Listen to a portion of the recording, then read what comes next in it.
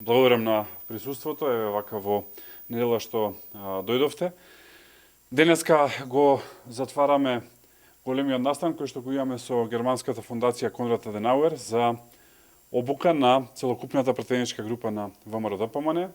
Во овие 3 дена бројни домашни и меѓународни експерти, пред се експерти од Германија, како и неколку пратеници од германскиот Бундестаг и министри од сојузната влада учествуваа во обуката на пратениците на ВМРО-ДПМН и коалицијата во однос на нивната целокупна работа. Пред се во делот на настав во собранието, делот на комуникација со граѓаните, делот на контрола над власта и делот на избори и изборни кампањи. Она што сакам да го нагласам е дека продолжува континуирано добрата соработка со фондацијата Конрад Аденауер, но она што за мене е исклучително значајно е дека вака голем настан и вака голема обука се случува прв пат после една обука и настан кој што остана запаметени и во политичката историја на Македонија, тоа е во 2005 година. Значи прв пат имаме волку интензивна и од толку голем обем обука како што беше во 2005 година, што зборува за еден сериозен напредок и зборува за односите кои што ги имаме и со сестринската партија ЦДУ од Германија, како и со нивната фондација Конрад Аденауер. Се надевам дека пратениците ќе можат сите овие искуства да ги преточат и во собранието, како и во битката која што очекуваме да ја водиме во текот на летото за предвремени парламентарни избори, кои што очекуваме се случат заедно со локалните избори кои што треба да се случат на крајот на октомври и на почетокот на ноември оваа година. Јас се застанам тука, повелете прашања и на темата и неповрзано со темата. Николски, ваш коментар за 8 милиарди евра кои зајав ги најави во капитални инвестиции до 2027. Ќе кажам нешто локално, па ќе кажам и централно. Ние е нормално како опозиција да критикуваме, но мислам дека ова што се случува во дел на капитални инвестиции е навистина срамота и нема друг збор кој што би можел да се употреби. Јас се сеќавам на едни други времења кога имаше надпревар помеѓу градовите, па се зборуваше во тој град се направило ова, во овој град се направило она, па дел беа од граѓаните позадоволни, дел беа понезадоволни, сега буквално камен не се става. Еве трнете од Охрид, автопатот започна да се гради во 2014 година, требаше да биде готов во 2018 година. Денес сме 2021 година, нема воопшто не се гледа крајот на изградбата на автопатот и скоро 3,5 години нема никакви активности, освен некои минимални зафати кои што ги имаме на автопатското решение. А да е проблемот уште поголем, се уништи и постојниот магистрален пат Охрид-Кичево, така што не може да има еден нормален сообраќај. Костозловната болница е готова 4 години, буквално треба само да се отклучи, да се однесе опрема и да почнат да работат докторите и медицинскиот персонал, истото не се прави. Базенот застана, док таму каде што беше 2017 година, таму е денеска и бројни други инфраструктурни проекти на локално ниво. На централно ниво, скоро и да не гледаме камен дека се става, камоли 7 милиарди да се инвестираат, не знам од кај ги вадат бројките и не знам како ја прават математиката, веројатно хартија трпи се, но реалноста е дека ништо не се случува ни на истокот, ни на западот на државата, нити во Скопје, нити во внатрешноста, едноставно нема капитални проекти.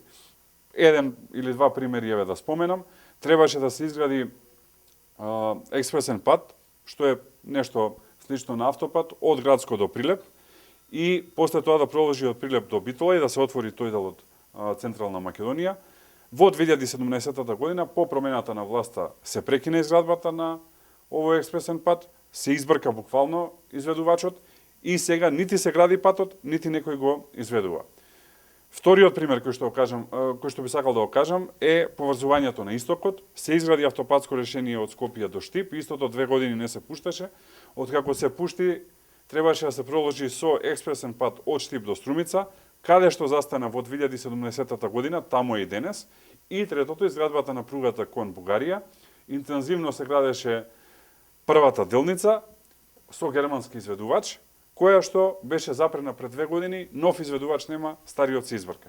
Така што овие амбициозни најави за 7 милиарди евра, не знам од каде доаѓаат во услови кога 7 милиони евра не можат да реализираат.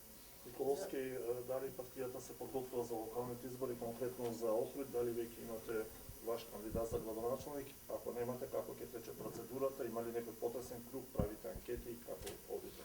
Да, се подготвуваме. Во овој момент би сакале да видиме и предвремени парламентарни избори. Секако тоа не зависи само од нас. Треба да имаме консензус и со останатите политички партии или барем со мнозинството пратеници во собранието.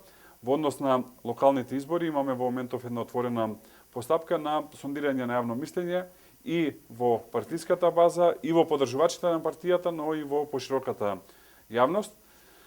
За Охрид сум убеден дека ќе имаме победа. Има неколку навистина сериозни кандидати кои што мислам дека можат да донесат победа во градот, а исто така и имаме силна советничка листа, така што се надевам дека ќе имаме добар резултат, не само како казна на она што го зборував претходно на нереализирани големи инфраструктурни проекти, туку и како едно ветување за иднината, односно за добри работи кои што можат да се случуваат во градот. Очекуваме од текот на летото да ги комплетираме овие процеси и да ја запознаеме јавноста со решението. За случајот со рек Битола и рекетот од 250.000 евра и претресите.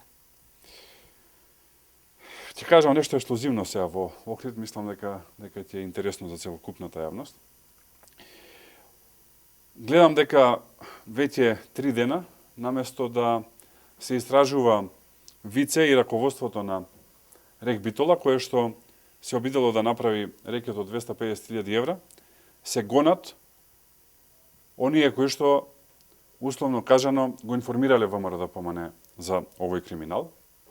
Па видовме како маскирани полициски службеници и специјалци влегуваат во домовите на неколку инспектори кои што се занимаваат со откривање на криминал и вршат претреси во присуство на нивните сопруги и деца, што е недозволиво и што потсетува на едни тоталитарни времења. Да им помогнам на СДСМ да престанат со овој начин на действување и наместо да ги гонат оние кои што наводно ја дале информацијата, треба да ги гонат тие кои што довеле до тоа да имаме ваков рекет од 250.000 евра, а не вака срамно да се однесуваат и да гонат луѓе.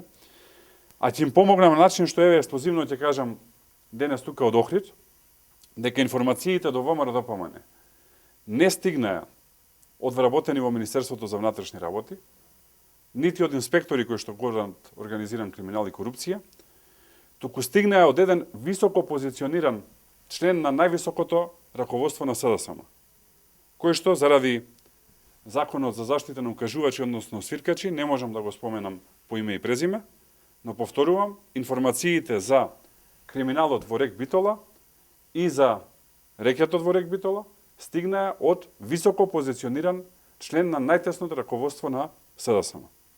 И втора работа која што сакам да ја кажам е дека во моментот ВМРО-ДПМНЕ поседува бројна документација за други афери и скандали од коруптивен карактер, кои што ќе ги изнесеме во јавноста во следниот период, кои што исто така се добиени од високо позиционирани лица во самиот врв на СДСМ. Премиерот Заев најави дека компанија од Луксембург е заинтересирана за изграда на капацитет во општина Неготино за соборување на отпад од 48 општини во Македонија и производство на енергија. Ваш коментар за оваа инвестиција? Ова е многу битно. Имавме проблем тука и во Охридскиот регион, ако се сеќавате со една иницијатива за изградба на слична депонија во Дебрца. Гледам сега дека се помести локацијата за Неготино. Неколку работи сакам да искоментирам. Прво, таму е најплодната земја во цела Македонија и да се уништи најплодната земја во Македонија на начин што отпадот од 48 општини ќе се слева на едно место и тој отпад ја загадува околината, мислам дека е злосторство кон целокупното население кое што живее и во Кавадарци, и во Неготино, и во Демиркапија, и во Росоман. Втората работа која што сакам да споменам е дека премиерот Заев кажа дека се работи за компанија од Луксембург. Луксембург е добро позната дестинација за офшор компании, односно за компании со сомнителен капитал и со сомнително сопствеништво кои што не сакаат да го извадат сопствеништвото во јавност. Ние секако сме за квалитетно третирање на отпад, но не на овој начин и со овој метод кој што го прават. Третата работа е дека планираат тоа да го направат нетранспарентно, односно да не оди на јавен тендер или со јавен повик, туку преку еден специјален закон кој што го донесува во собранието. И последно, и јас и Зоран Заев сме носители во 4-та изборна единица. Мислам дека беше честно од Зоран Заев, кога се надпреварувавме за гласовите на избирачите од 4-та изборна единица, да им каже дека планира депонија која што ќе го собира сметот од 48 општини, да се стави во срцето на Македонија и во срцето на 4-та изборна единица. И сум убеден дека во тој случај и тие кои што го гласаат немаше да го гласаат, затоа што ова што се обидуваат сега да направат заради профит е уништување на најплодната земја во Македонија.